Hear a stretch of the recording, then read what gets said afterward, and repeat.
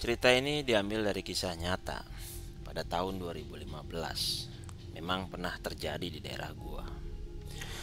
Mengisahkan tentang empat pemuda yang dimana memang empat pemuda tersebut berteman baik, sering jalan bareng, nongkrong bareng, kemana-mana selalu bareng. Memang empat pemuda tersebut terkenal suka membuat onar di kampungnya. Sebut saja empat pemuda ini: Rizal, Zoni, Keling, dan Bagol.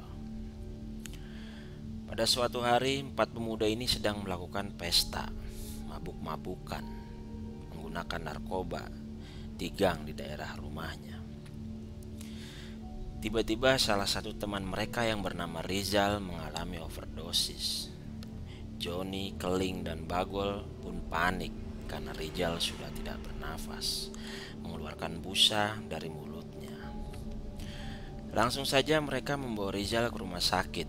Akan tetapi naasnya nyawa Rizal memang sudah tidak bisa tertolong. Keesokannya jenazah Rizal dibawa pulang dari rumah sakit dan dimakamkan di TPU tidak jauh dari rumahnya.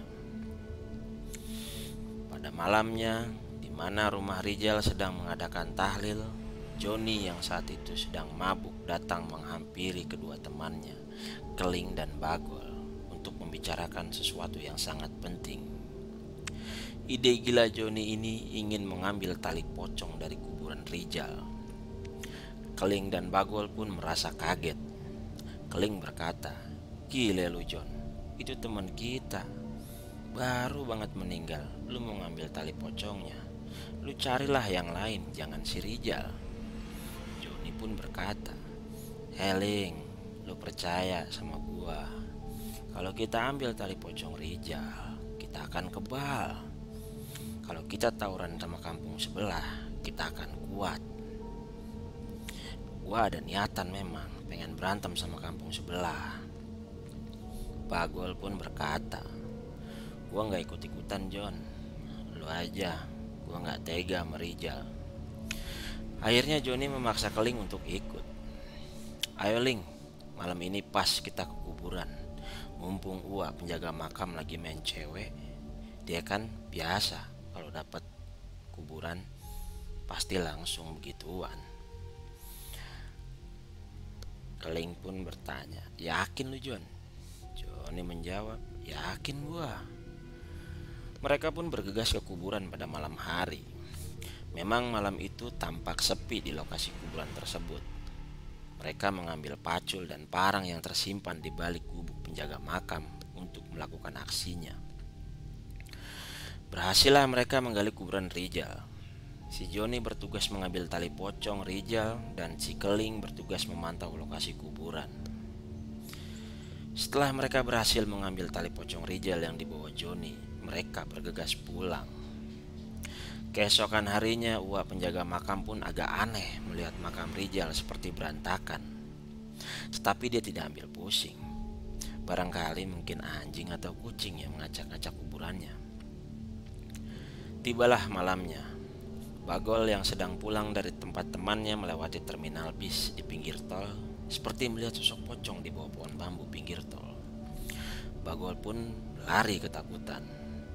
Setelah sampai di rumah, Bagol hendak menutup pintu. Tiba-tiba muncul arwah Rizal pun dengan berkata, "Gol, Gol, tolongin gua Gol, bantuin gua Gol." Bagol pun langsung lari ke dalam kamarnya.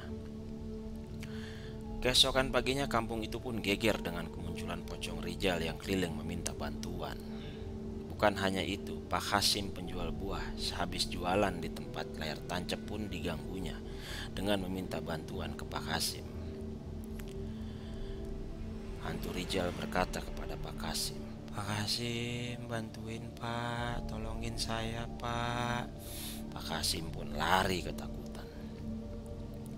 Begitu juga Ibu Warni yang memang jam 3 pagi hendak ke pasar melewati kuburan tersebut. Diganggu juga oleh arwah pocong Rizal. Warga kampung pun heboh pada hari itu. Keling dan Joni pun mendengar hal kegaduhan warga kampung pun menjadi panik. Mereka berkata, apa jangan-jangan gara-gara tali pocongnya gua ambil, sebut si Joni. Keling pun menjawab, lu si John, terus gimana ini? Udah gak tahu lagi mau kemana. Akhirnya salah satu warga dibantu Ustadz Karim dan dibantu RT pun malamnya ke pemakaman untuk memastikan apakah benar arwah Rijal meminta tolong. Akhirnya Ustadz Karim membacakan doa di kuburan Rijal. Akan tetapi Ustadz Karim mendapatkan bisikan kalau Rijal di sana tidak tenang karena tali pocongnya ada yang mengambil. Tetapi Ustadz Karim tidak diberitahukan siapa yang mengambilnya. Hanya saja dia berucap, tolong saya. Joni yang saat itu dengan Keling sedang nongkrong di ujung gang. Tiba-tiba mereka diserang oleh kampung sebelah yang mengakibatkan kaki Joni tertusuk samurai dan si Keling mengalami luka di kepalanya. Joni dan Keling pun mengaku bahwa mereka yang mengambil tali pocong Rijal. Akhirnya paginya Ustadz Karim dengan dibantu warga menggali kuburan Rijal dan meletakkan kembali tali pocong ke asalnya. Semenjak saat itu tidak ada lagi pocong Rijal yang meminta bantuan. Begitulah kisahnya. Jika memang pembawaan kurang baik, saya mohon maaf. Saya akhiri.